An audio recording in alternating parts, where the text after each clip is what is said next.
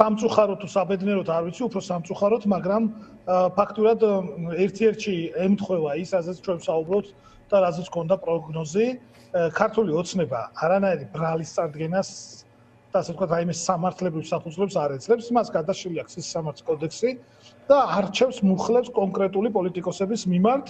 კიდევ ერთი დადასტურება იმისა, რომ და მე პირადად და თქვენთანაც მისაუბრია, მოლოდინი არ მქონდა, რომ ქართული ოცნება აპირებს გამოუშვას რომელიმე პოლიტიკური ლიდერი. იმიტომ რომ ის არ აპირებს ითამაშოს ასე ვთქვათ, დემოკრატიობანა, ის არ აპირებს სამართლიანი არჩევნების ჩატარებას, ის არ აპირებს საქართველოს ევროკავშირში გაწევრიანებას. კი ბატონო, დავაზუსტებ ეხლა სხვათა შორის თენგო თავად დააზუსტა პროკურატურამ, თავად დაეწივნენ, ეს ვთქვათ, წამოაწიეს ინფორმაცია გენერალური პროკურორის ბრიფინგს, რომ ახლა არავისთან ისინი პატიმრობას არ ითხოვენ, ეს საქმეები ალბათ გაიწელება, როგორც ხდება ხოლმე, იმ ქმედებიდან გამომდინარე ალბათ ან დააჩქარებს ან დააგრძელებს საბელი ივანიშვილის ხელშია, ვინ როგორ მოიქცევა. ანუ ასე აღიქვამთ თუ არა, იმიტომ რომ ეხლა ისინი უფრო ადრე დაასრულებენ ეხლა პატიმრობას, ვიდრე ეს საქმე შეიძლება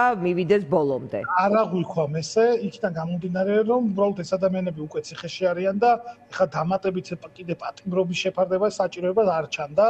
მე აღვიქვამ ერთს მხოლოდ და ესეც არის ფაქტი, რომ ქართულ ოცნებას ეშინია ამ პოლიტიკური ლიდერებს. ბევრი საუბარი გვესმის ბოლო დღეების განმავლობაში, რომ აი პოლიტიკოსები უფრო მეტი უნდა გაკეთდეს და ასე შემდეგ. თუ ვინმე ყავს დღეს მძევლად აყვანილი ბიძინა ივანიშვილს, მაგრამ ეს ადამიანები არიან მათ შორის წინააღმდეგობაში და თქვენ ნახეთ ნიკა გვარამიას Facebook პოსტი და გამოხმაურება, თქვენ ნახეთ ნიკამელიას ადვოკატის პოზიცია და ნიკამელიას პოზიცია, თქვენ ნახეთ ელენე ხოშტარიას, ზურა ჯაფარიძეს, გიორგი ვაშაძეს ყველას დარწმუნებული ვარ ერთ რამეში, რომ ბიძინა ივანიშვილი ამით ხაზგასმით ამბობს ერთ რამეს, რომ აქ არანაირი დემოკრატიობანას თამაში არ იქნება, მან გამოგონილია ბრალი.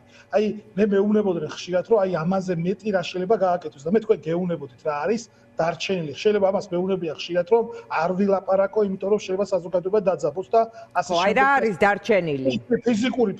ფიზიკური განადგურებაც და არის დარჩენილი. დანარჩენი აი ხო 7-დან 15 წლამდე გიორგი ვაშაძეს, ზურა ჯაფარიძეს და ელენე ხოშტარიას. ხო ეს ხო გამოგონილი ბრალია.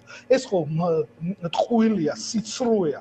ეს ხო ერთ-ერთი მექანიზმია ამით, რომ თითქოს პოლიტიკური ლიდერები გატეხონ წელში არ გამოვუათ. პირველ რიგში მივესალმები ამ ადამიანებს, მივესალმები ყველა იმ პოლიტიკოს და არაპოლიტიკოს. ისინი ძალიან გრილად, ცოტა ირონიით და ასე ვთქვათ, იღებენ ამ მოცემულობას.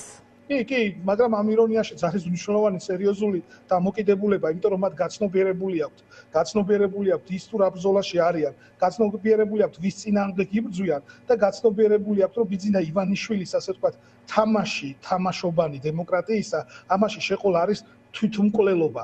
ამაში ხო, აი რა შეიძლება ჩაითვალოს, რომ არ შეყვებიან, აი რა არის ეს გზა.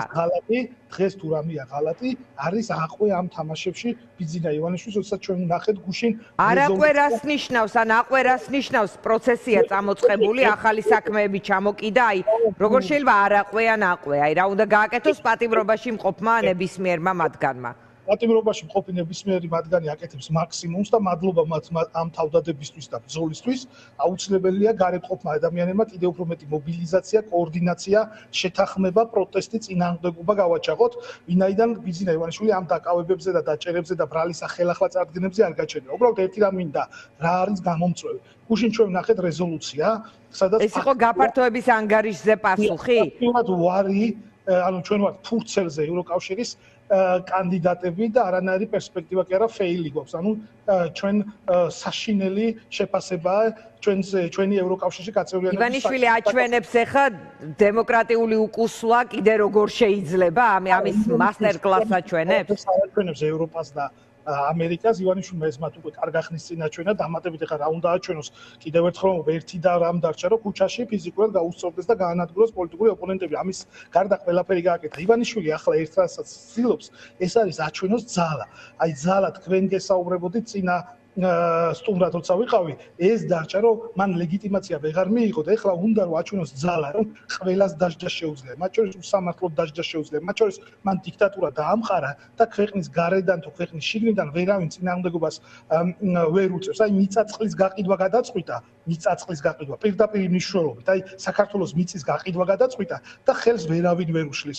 ადამიანები აწამა სახეებში სახიზვლები დაულეწეს და ხელს ვერავინ ვერ უშლის. ამის ჩვენება უნდა და ამის დაჯერება უნდა პირველ რიგში იმ საკუთარი კრიმინალური ბანდის წევრების, რომელიც მას ყავს და აღიარო. რა შეიძლება თქვენგან იყოს ამის საპასუხო? აი არ ამყვეთო, აი რა შეიძლება? ჩვენი თავარი ნიშანი არის ის, რომ სწორი მოლოდინები შევქმნათ საზოგადოებაში, ეს ერთი და აუცილებელია და სწორ მოლოდინებში გულისხმობ იმას, რომ რაღაც თემები მუსირებს, რომ თითქოს აი ბიძინა ივანიშვილი არჩევნების დასანიშნად ემზადება და მერე ის კეთილშობილდება და სამართლიან არჩევნებს ჩაატარებს და ასე შემდეგ და ასე შემდეგ. ეს ერთი.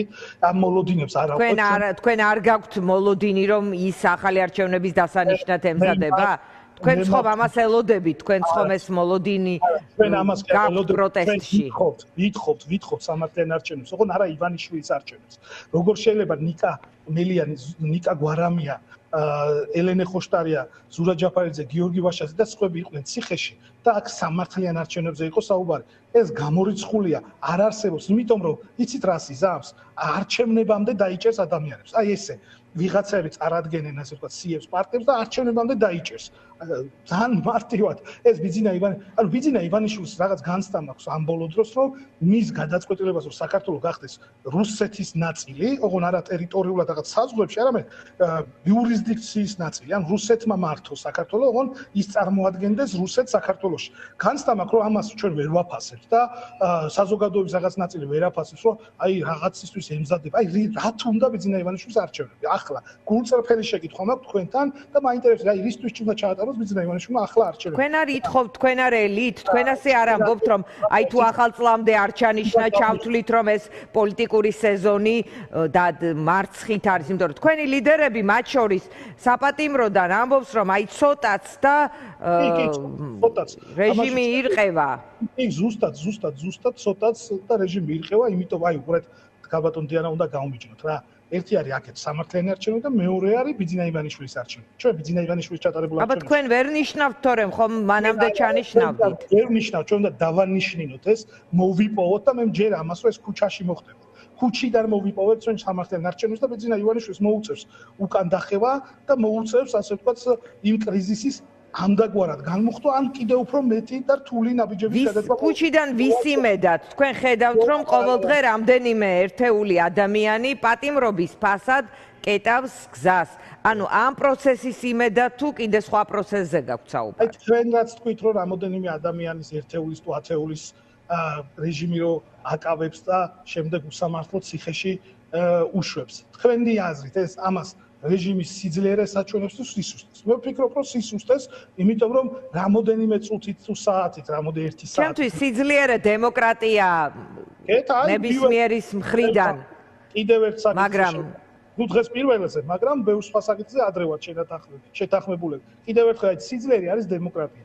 ამიტომ დემოკრატიული ძალები აუცილებლად გაიმარჯვება. ერთი რაც არის მნიშვნელოვანი, აი ეს საკითხი ვინ არის დემოკრატია, ამაზეც დავა შეიძლება. ოპოზიციაში შეიძლება რომ არ იყო დემოკრატი, მაგრამ კი ბატონო.